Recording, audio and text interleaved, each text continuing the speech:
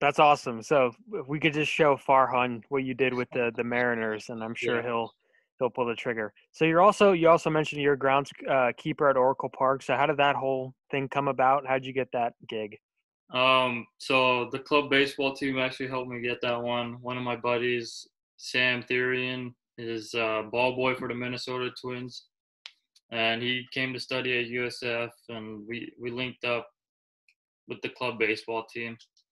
And he had mentioned he's just started groundskeeping with the Giants, so he said he had one connection that he can get in.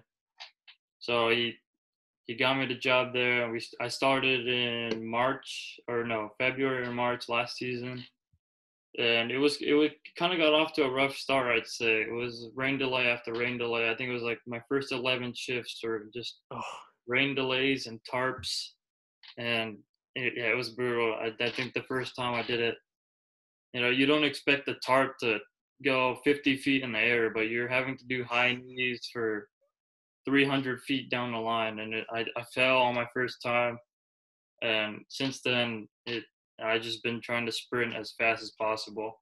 But it's pretty fun seeing.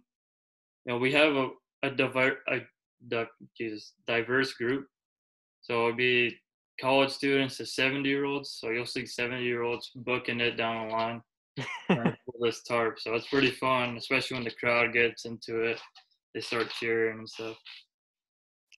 so on an average day during the regular, and I should say this first. At least you're in San Francisco, so there's not a lot of rain delays that you have to deal with. But um, so on an average day during the regular season, what is your schedule like? What time do you get to the park? What time do you leave? Just give me a schedule, like a day in the life of a Giants groundskeeper. Yeah. So we vary it up. There's three different shifts. So a typical day or night game, there would be guys coming in at 8 through 4:30. They're the guys that are mowing the grass, prepping the mounds and the bullpens and the plate.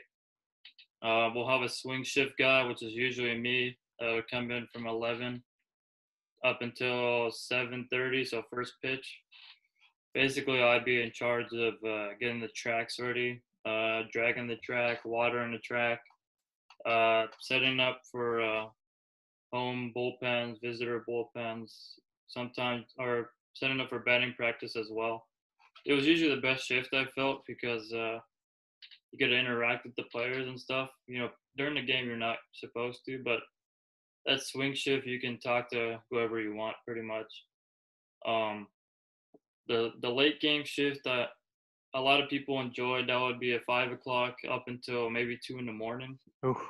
So you'd be responsible for setting up for the game, doing the drags. We do a drag in the third and the sixth, and then you'd be responsible for post game.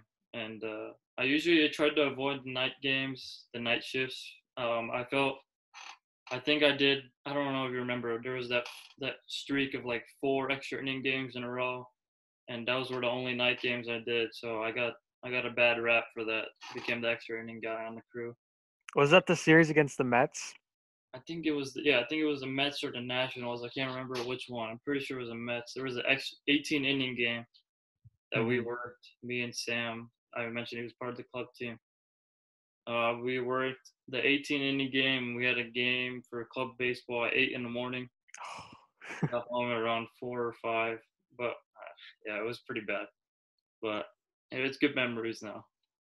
So are you still going out there during this shelter in place? So are you guys still considered essential? Because I mean, if the Giants, for whatever reason, return home and start workouts there, which I've Yeah. heard is a possibility, as opposed to Scottsdale, they'll need some kind of playable field. So have you still been going there? Are you guys allowed there? What's going on with that? I haven't been back since mid March. I think most of the part timers were, they're told that they'll come back when the seasons, they get more information about it. As of right now, we have 3 or 4 guys going back once a week just for maintenance, like mowing. Um, yeah, people aren't allowed in right now. It's kind of crazy what's going on, but it's part of what's the issue. Um, as of right now, there's not really much information yet, but if things start to get going with these negotiations and stuff, I'm sure we'll hear more about when we could come back into work.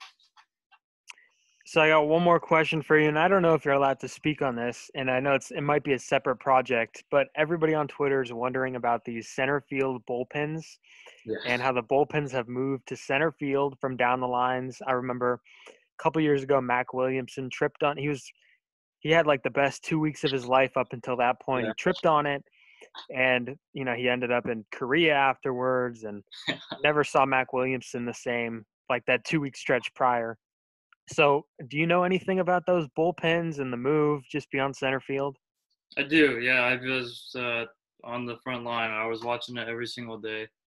Um, we took out the bullpens, which is pretty difficult, I'd say, having to pickaxe the whole thing. Right now, I think it's in the middle stages of it. They were starting off pretty slow, and we were getting worried of how it wasn't going to get ready before the season started, and then everything happened. And I think right now they're planning on doing the home bullpen in left center and then the visitor bullpen in right center.